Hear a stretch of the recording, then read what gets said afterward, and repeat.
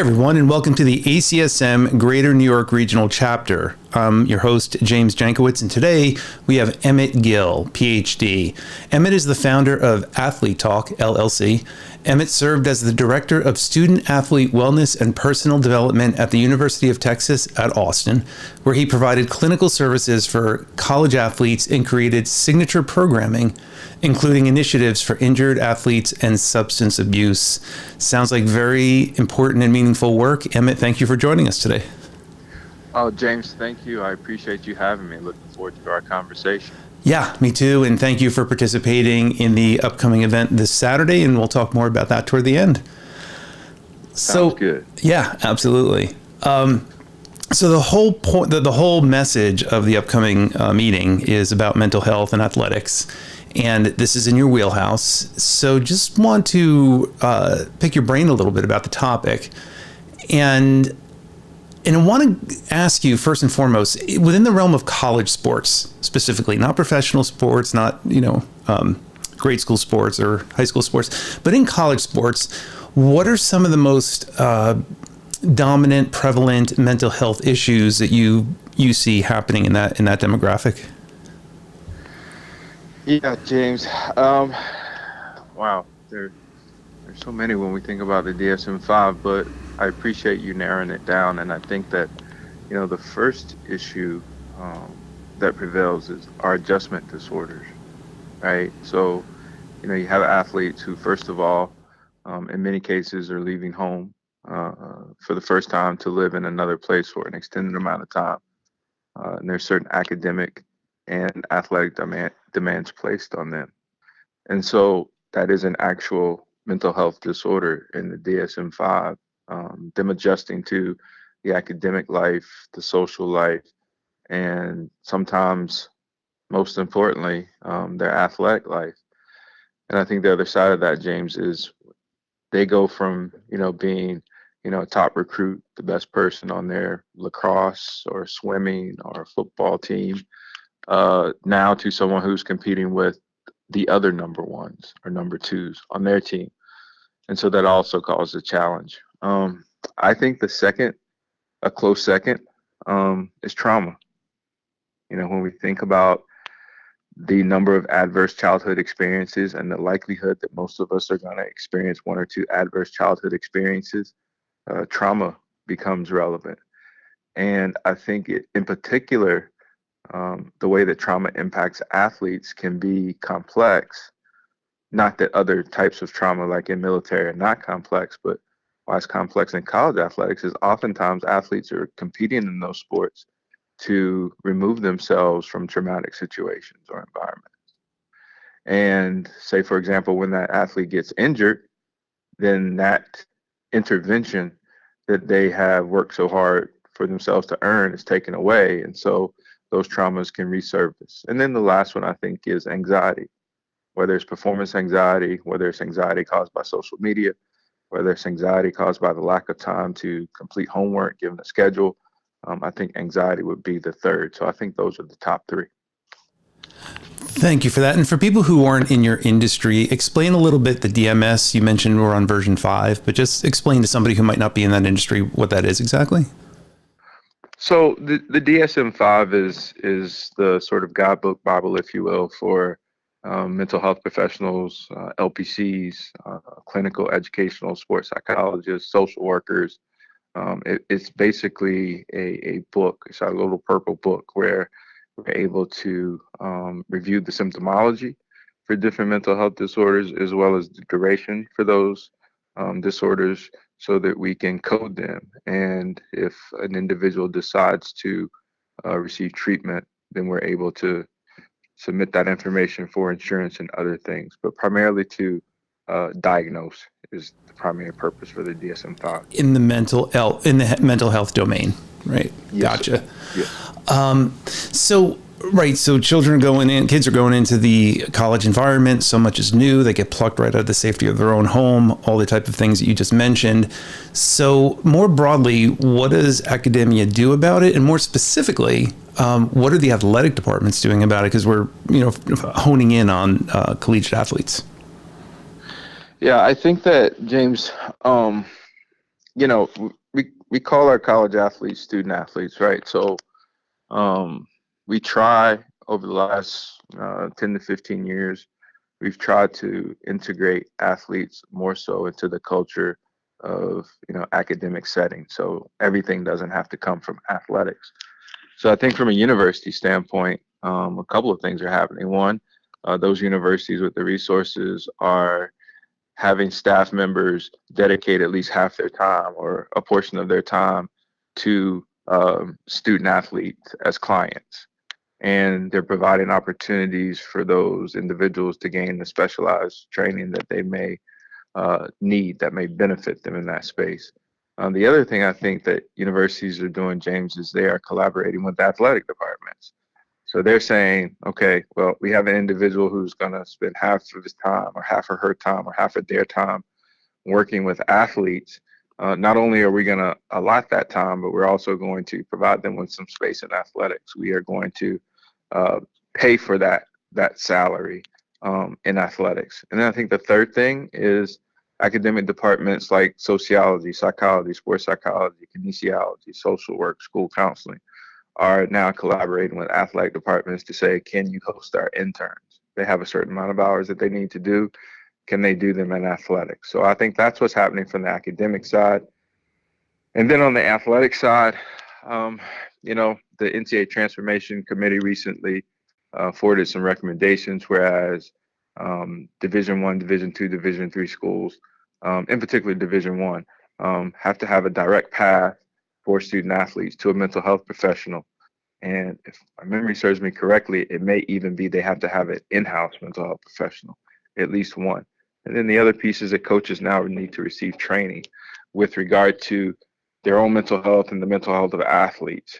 So I think that there's some large things and some small things. For example, some athletic departments are observing mental health days, and coaches are just trying to be more sympathetic and empathetic, to what their athletes are experiencing. So I think that those are a couple of things that are happening both at the university level and the athletic department level. I see. And then in your industry, psychologists, LPCs, social workers, when it comes to that demographic of college athletes, where is there intersectionality in what you guys do? And where is there like a clear, unique kind of difference in how you might treat a college athlete versus somebody else? Yeah. So if I'm hearing you correctly, it's sort of like how our disciplines address mental health in college athletics differently. Right. Or the same. Like, do you treat, are there different strategies for that particular demographic that you might not use with other demographics? That's a great question. I think that probably more so in college athletics, a certain percentage of the work that we do has to be aimed at performance. It has to include performance in some way, whether it's trying to get better through specific techniques or whether it's trying to address disorders that come about because of athletics, say like an eating disorder, or it's, again, the anxiety that's being caused by fans and social media. So I think that those are some of the things that are unique. Just in terms of across our profession, only sports psychologists deal with those performance issues. So as a social worker, I may have an athlete who's having performance issues, but we're usually, or at least I am, pretty clear that those are sort of outside our boundaries. And then just in terms of differences in the general population, not many students have to deal with upset fans who, lost a certain amount of money because they bet on the game and you missed a free throw, or, you hit a home run and you messed up the point spread. Interesting. Yeah, that's something we never would consider unless you're in that world. Right. And so that's really becoming a more meaningful part of our mental health work with athletes, simply because through name, image, and likeness opportunities, now they're expected and they want to put themselves out there. But sometimes it can come at a cost, especially when we see the emergence of sports gambling. So those are some unique situations and similarities and differences. Yeah, that's really fascinating, especially because the students are so young, and like, how do you deal with that? You had no previous training, right? So that's like yeah, I could see that being a big issue for sure. Yeah. And So go ahead. I'm sorry, what were we going to say? oh no, I was just saying, I mean, it's tough for all of us to deal with criticism, right? And when it's magnified and when it's put in the public light, it can be really challenging. And James, one of the examples that I'll point to is what recently happened with the women's Final Four. With Caitlin and Miss Reese, the players from Iowa and LSU. But just trying to deal with all that came with that, few seconds on the court, I'm sure was certainly tough for both of them. It can be a unique situation for athletes. Yeah, for sure. Barriers to addressing college athletic mental health issues? Coaches. Interesting. Yeah. I mean, it's unfortunate because, we've got some great coaches out there who really prioritize mental health. We go back to things like, I think about folks like Dean Smith, Vivian Stringer, Pat Summitt, Coach K.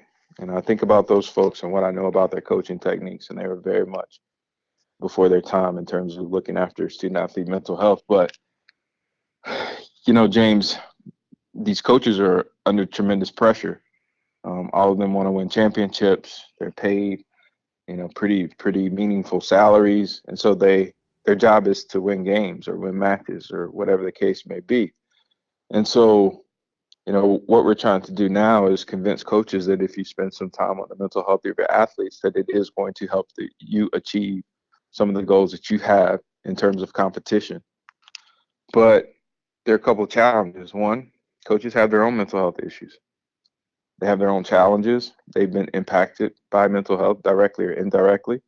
And we see that oftentimes it comes out in the news. I think the other piece is that some coaches might be concerned that, hey, if this athlete starts getting in their feelings, and engaging in CBT, and they start thinking about their cognitions, behaviors, and thoughts, that they're going to lose focus on our goal, which is to win competitions. So that's a challenge. I think the other challenge, James, is just resources, right? We're fighting at the university level to reduce the wait time of students who want mental health services. And, when you go on college campuses, some of the most robust counseling efforts, you may have 10 or 12 counselors, but, you've got, thousands of students. And we face the same thing in athletics. An athletic department thinks that they've got it going on if they've got 2 or 3 mental health providers. But if they got 2 or 3 mental health providers and they've got 600 student athletes, that's sort of a caseload. Let's say if half of those athletes want services, that's a caseload of 100 kids. And that's a lot for a mental health professional. Yeah. So coaches and resources, I think, are our top 2 barriers. That is really fascinating. So when we're talking about the whole field you're involved in, I believe you began your work in this field around circa 2004, correct? Yes. What changes have you seen in the system, the ecosystem, if you will, of this particular field? Wow. I hope it's progress. It's definitely progress. James, it's definitely progress. I think the first thing is that we used to couch mental health in student athlete development, right? So James, just to go back a little bit, we used to couch student athlete development and academic support, and we took student athlete development out of academic support, made it separate. Then we couched mental health and student athlete development. Now we've taken mental health outside and made it separate. And as a result, now we have in-house clinicians at most Division I schools, a number of Division II schools, have clinicians. But not only that, I think we're just having the dialogue. We're having the dialogue about it. And the dialogue is creating a few things. One, this is creating the opportunity to think about different ways to address mental health, right? We've got human resources, But what other resources do we have? So, like Athlete Talk, we have apps now specifically made for athletes around mental health and wellness. We've got playbooks that have been published. And equally as important, James, I think what we have is people are doing research. And research is significant because in 2004, if I would have asked an athletic department, could I talk to their student athletes about mental health and research? They say, heck no, no way, not a chance. Now, at least if researchers want to do that, you have a fighting chance because the departments know how important it is. And then the other piece that I would say this change is just the student athletes. And I think that's reflective of our young people in general. They're more cognizant of their mental health. They're more aware of their anxieties. They're more aware of their adverse childhood experiences. They understand the tenets around being a bystander in terms of suicide prevention. So I think now the student athletes are playing a big role in making mental health more prevalent in college sports. Interesting. That's awesome. And you are involved in Athlete Talk, correct? Emmett, can you tell us what that is? Yes, James. It's Athlete Talk. Just quick background. I was a director of student athlete wellness and personal development in Texas. I was also had a dual appointment in the School of Social Work. Dean Louis Zayas came and said, there's this technology grant that's available. And I didn't think much of it. I'm like, technology, social work, we write our notes. We're very primitive in many ways. But as I was walking back to athletics, I said, wouldn't it be great to create something as opposed to me seeing 8 students a day, I can impact 800 or 8,000 a day. And so started on Athlete Talk, and today we've developed an app that provides multi-day wellness plans for athletes. We provide a social media wellness feed. So if you can imagine Instagram or LinkedIn for athletes, and everything's mental health facts, quotes, and strategies. And then we have other things like videos, but it's really, for us, James, is providing athletic departments with a bridge that their student athletes can walk towards mental health and wellness, right? Some of them might not do telehealth, some of them may. Some of them may not do in person, some of them may. But for those who won't do either one of those modalities, here's Athlete Talk. And so we hope that athletic departments sort of see this as a part of their resource offerings and not the only resource for athletes. That sounds awesome. If people wanted to know more about Athlete Talk, where would they find that? You can visit us at whereathletestalk.com. That's whereathletes with an S, talk.com. We're also on Twitter, AthleteTalk6, and also active on Instagram at whereathletestalk. And that's where you can see a lot of our content that is also on our app. That's great, and I hope people check that out. It sounds really interesting. And we're excited that you'll be joining us at our meeting this Saturday. It's the 2023 annual spring meeting. It's called Organized Sports in Crisis, Mental Health Outcomes from Athletic Participation. Information's up on the screen now. That's Saturday, April 22nd, this Saturday, and with in-person on-demand access from May 5th to the 31st. It's at NYU Langone Medical Center, the Science Building, 550 First Ave, New York. And Emmett, we're happy you'll be presenting there. Do you have any other final? And again, this podcast was to introduce you to the students. We know you're going to be giving more information, at the talk. But is there anything now that you'd like to leave us with?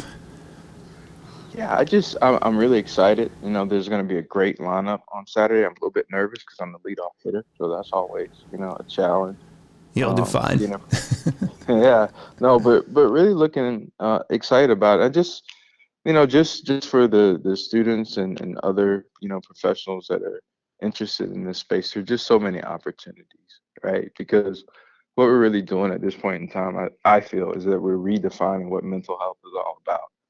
And we're redefining it across, race, ethnicity, gender, geographic region.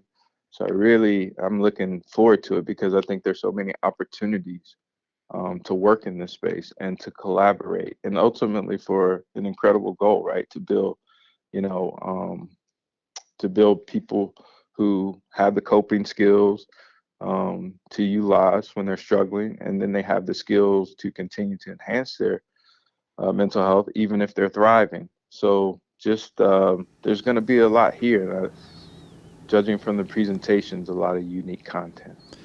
Yeah, and that's a good point, Emmett, right? Because your mental health development is no different than your physical health development. You don't get there. You get to a level and then you progress. You can always be better at it, correct?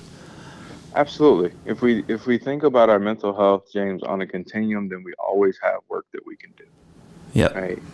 And that's really the message that we try and deliver to our athletes. We know that you're high performing. We know that you can do amazing things on the field and in the pool and on the course. But to activate those, you have to be right up top, right? And that means that you have to put in that 15 or 20 minutes that's recommended per day to work on your mental health and wellness. Yeah. And that's a great note to leave on. So, Emmett, thank you very much again. And tell us your email address for Athlete Talk one more time. Yes, it is where athletes with an S talk.com. Great. All right, Emmett, thanks again, and look forward to seeing you on Saturday. Thank you, James. I enjoyed speaking with you. Same here, bud. Talk to you soon. All right. Bye-bye.